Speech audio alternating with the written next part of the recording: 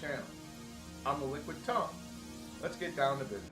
This being my first video, it took me a while to decide what I actually wanted to talk about, since there's so many things out there, and this channel is basically just going to be dedicated to things that I find interesting, and hopefully you do too, as we established. It took me a while to toss through and think, and I decided to go with something, the first video that I'd be comfortable with. And it's probably been done a lot because it is a franchise that's been around for a while, but I decided to do a cult classic and its remake. Now, as you probably can figure, if you know me, I'm going to talk about The Evil Dead. I'm going to talk about the 1981 version, and I'm going to talk about the 2013 version. Both these movies, I can't really say that I would compare them because it's like apples and oranges to me. Both movies tell the same story, basically, but the way they tell it and everything that transpires inside the moment that these stories are being told are like night and day. Now, I love the original Evil Dead. The original Evil Dead was one of the early movies that planted seeds in my head that got me started down the line of liking horror. Actually more so liking like comedic horror. And I would have to say that would be The Evil Dead 2. Now, I classify Evil Dead and Evil Dead 2 kind of as the same movie. But I'm not going to get into the Evil Dead 2. But whenever I talk about both of them, I kind of discovered them both at the same time. Mainly because I was too young to see them in the theaters when the first one came out, and by the time the second one came out and I discovered them together, renting VHS tapes as a kid. So, with all that being said, I'm going to start down the path talking about The Evil Dead.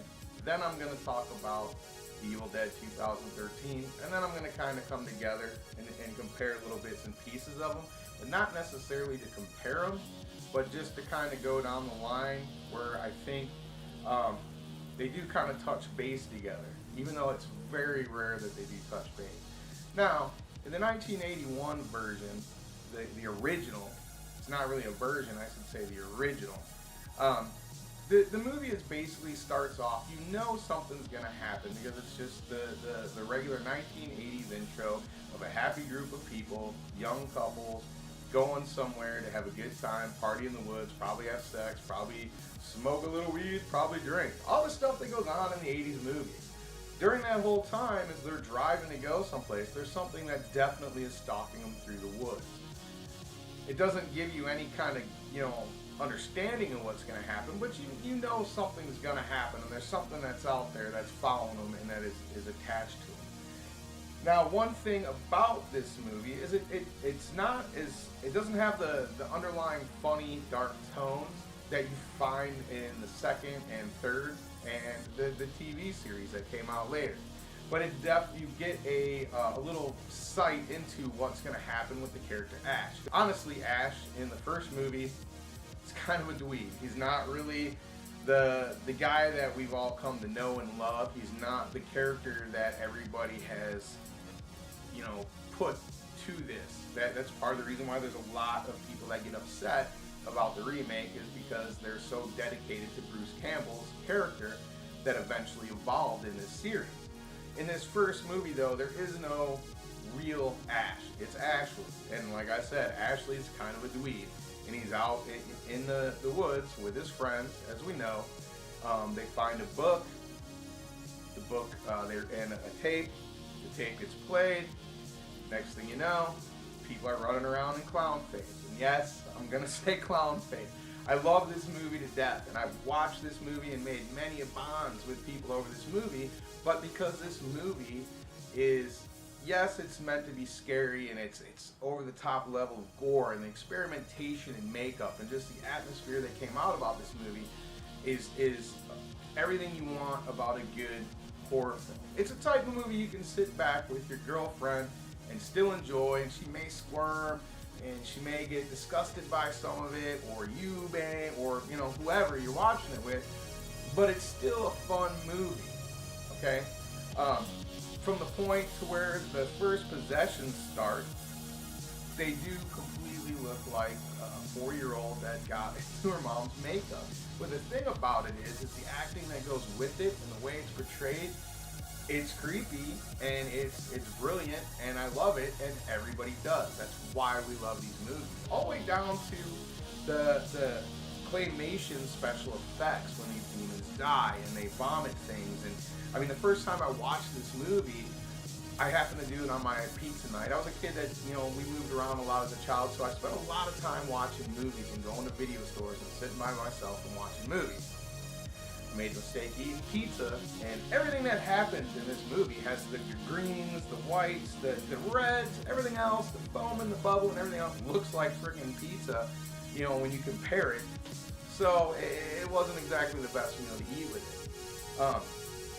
The movie's definitely got a great feel to it too, on top of it, because you can tell it was shot by people that were trying to make a film that had basically nothing to spend on it. So they had to be innovative. They had to put up with a lot of stuff making this film. But you can tell that a lot of love and heart went into this, because everything that went on, they put out a film that to this day is relevant and has spawned so many different outlets, versions, artwork, fan fiction, you name it, it's out there. I'm going to move on to the 2013 movie. There's absolutely nothing funny about this movie. This movie is not the movie you want to watch with in a party atmosphere. I mean, you could, but it's not the light-hearted kind of campy, fun thing. The demons, they don't spend any time really putting a lot of makeup on them to show you that they're possessed, because they spend all the time to show you what they do to themselves and others once they're possessed. The way this movie comes about, it comes at you right out the gate. You have the whole scene with the father, and he's got his daughter tied up in the basement, and there's this family of, I guess they're supposed to be some kind of inbred hill folk. Maybe now the Necronomicon isn't, they don't really explain where it comes from so much in that whole aspect. So maybe it's supposed to be some rooted in the people that moved over, it's rooted in American genre somewhere, the hill folk, however you want to put it, okay? Right out the gate, the whole scene, lighting the daughter on fire, just the burning of her and you're in for a graphic ride. And they're not afraid to show you right off the gate, because it's gonna get worse.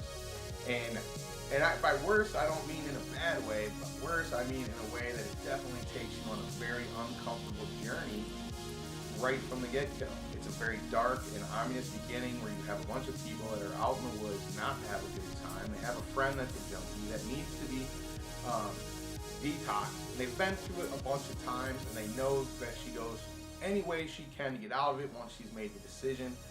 Her brother's there that hasn't been around. They have history as far as the mother dying, her being there. It's probably what drove her to being as much of a junkie as it is while he was off doing his thing. So there's animosity between these two on that level. And plus you find out later that there's definitely some mental health issues that are in the family. Now, with that being said, once all this starts to transpire and happen, nobody wants to believe her because they think it's all a scam to get out of this. So right from the get-go, there is no happy, there is no goofy, there is no fun time. You're already kind of in a mood of just what the hell. So when it comes to the part, with the makeup and the effects and the way that these demons come about and do the damage and mischief that was originally done in the first movie, it's a whole 180. This is what I mean by apples and oranges. It's not just a laughy, giggly, kind of weird, creepy woman in 4-year-old makeup.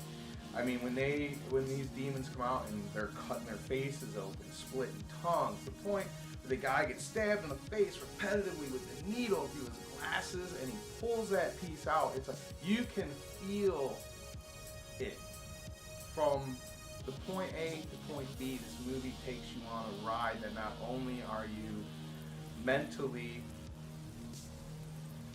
affected by it, but you can physically feel the pain that's going on that these people are going through. And the way it's portrayed, that the way the demons do it, just like it's some no big deal. You know what I mean? It just kind of gives you that full effect of what they were trying to get across, but did not have the money or the way to do in the original. It put more of a realistic effect to it. For all the way down with both movies, you have the second movie, you have basically a spin on the Ash character, total change around, and there are some throwbacks from that movie to the second one as well that we'll discuss when we compare. So on to the comparison. In the two movies, like I said, you have two different scenarios when they start out. They run the same storyline of a book that's discovered that basically opens a gateway to hell, to where demons can come out, and they're basically trying to find hosts. They're trying to find flesh, they're trying to find a body so that they can walk the earth. It's a simple basic concept. It's been told since the beginning of time. Possession is one of the oldest known things that man has been afraid of. We have stories dating back all the way on to stone tablets about it. So, in the first movie, when the possession comes together, it's everybody sees it going on. In the second one, when the possession happens, when the whole tree scene, which is in both movies, the first movie, it was definitely thrown in there to be a shock type of factor to make you feel uncomfortable, and it most definitely does. It's probably one of the most uncomfortable scenes in the movie. In the second movie, in 2013's version, it definitely gives you that feel, but it's not quite as much of a shock value as it is. It shows you that it's definitely a way that the possession is put into her to take hold. Once the possession starts in the first movie, it's right out there in the open. She's very clowny, she's very goofy. It kind of runs from there and goes from person to person to person. You see a little bit of like pain, like the stab in the ankle. I mean, you get, licking of the knife, but no cutting of the tongue. You get little insinuations of the horror and the aspect, but still it's pretty light compared to once the possession starts to take hold and pass through the people in the remake. Now, in the remake, there's a whole line of what's going on and why people are getting possessed and what's happening in the book plays it all out. So you get to see very traumatic versions, from people boiling themselves to people cutting themselves apart. Like I said, the whole scene. But I mean, that character right there, from the point where he reads the book and he goes down the road of getting stabbed in the face, he's stabbed in the chest, the guy's beaten with a golf club to where his hand is going. I mean, just that whole, just one set, not even going into all the other graphic stuff that happens. Just that right there is more brutality than even happened in the first movie. So, in a lot of ways, that's like back to, it's apples and oranges. There's a lot of people that they're either in one camp or the other camp on these movies. I personally, love, like I said, both movies. So, going into the whole aspect of the Ash characters, and we have, in the original movie, we have Ash. Like I said, he's kind of a chump, and in this movie, as we find out, the character that ends up being Ash is the girl that gets possessed in the beginning. They kind of do the old switcheroo on it. Because Ash does get possessed at a point, but he does not go through the entire possession phase that she does. But if you notice, she goes through a lot of the physical torment that the Ash character is synonymous for. But it's not so much of a comedical way. She goes through a lot of torment all the way to the point that she dies before she can come back as herself. And then initially have to kill herself. The whole scene with her, with the chainsaws, where I'm talking about, and we get a throwback, it kind of combined the first and the second movie. And I feel, because a lot of people view the first and second originals, the second is a remake of the first, and they actually had more money to go back and do what they wanted to do, what they envisioned. The remake is now that people have the money and the technology to go back and do probably well above what the original movie envisioned, but tell a story of demonic possession that truly terrorizes you. In this movie, that character that ends up being that Ash character loses a hand, uses a chainsaw, ends up fighting themselves, which happens a lot in the second movie. Then down to the point of the shower of blood that we have at the end of this movie, which I guess took records. There's been a few movies that have done showers of blood, but this movie has topped everybody else, and it looks incredible. By the time it's all said and done, it's an amazing scene. In the first movie, when they go down into the basement, and it's creepy, it's dark. They kind of go for the whole, you're waiting for something to jump out and grab somebody. Everything else kind of feel, and you even get the old throw to the older movie, The Hills Have Eyes. You have the poster tour in the background and whatnot, and it's fun, and yeah, it gives you kind of that scary feeling. The second movie, straight up, you go in the basement. There's hanging cats. You can smell the scenario. It's completely unnerving when they find the book. So that's what's kind of cool about this too, is in the first movie, the book looks like a school, like when the first time kids play with clay. I mean, it's bad. I mean, they definitely do a better job with it in the second movie. And like I said, that's why a lot of people consider the second movie a remake, and actually, because they put more time into it. The book and the new version, the 2013 version, looks much more realistic. It definitely looks like it's sewn together. It definitely had both books. The illustrations look incredible when you see them, but the 2013 one, you can definitely looks more like somebody's Book of Shadows. You can tell people have used it. There's people that have added to it, written in it, written over things, put in warnings. You can tell this book has definitely been down a line of people for a very long time, and probably touched on and destroyed and caused a whole lot of misery.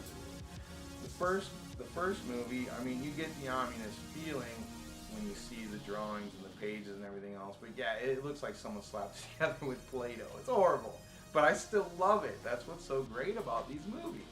All the way down to the point, like I said, with the makeup and you just can't beat the time lapse. I mean, the first movie, they spent a whole lot of time sitting there and animating stuff by hand. That shows you how much they love this movie.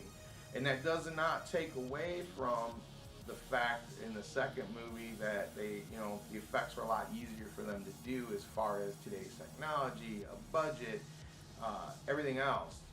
I mean, they did an incredible job, and they took a lot of time to do that, but it was not as on a shoestring budget. This was not, this was somebody else remaking a project because they loved the original project, and the original project was somebody doing whatever they had to do to make a project that they seen in their head and they love. So you can see the love that goes into the first one, and you can see the love that went into the second one for the first one. So that's kind of the other reason I can't see why people really get angry at either one of these movies or debate them, because it's definitely a very, very good retelling of that story and giving it more life than what it originally had. So I think it's a great addition to the Evil Dead series, and I would love to see something else remade out of the Evil Dead series in a similar way. I would love to see these demons getting hold, getting a chance to take, getting, like they did in 3, but maybe set it in more modern time, like they kind of do somewhat in the TV show, but set it in a more modern time where they get out into the world a little bit, because just the incredible visuals and just how terrifying that movie could be made, and just how unnerving that movie could be made, it would just be incredible. This is my first video, and I hope you guys tune back in for the second one, because I definitely enjoy doing this, and I hope you enjoy listening to me yammer. And trying to stay within a 30-minute time period is very hard for me. Thank you for subscribing. Thank you for stopping by. And I hope to see you guys again. I'm the Liquid Tongue. Have a good day. Stay creepy. and enjoy the dark side of things.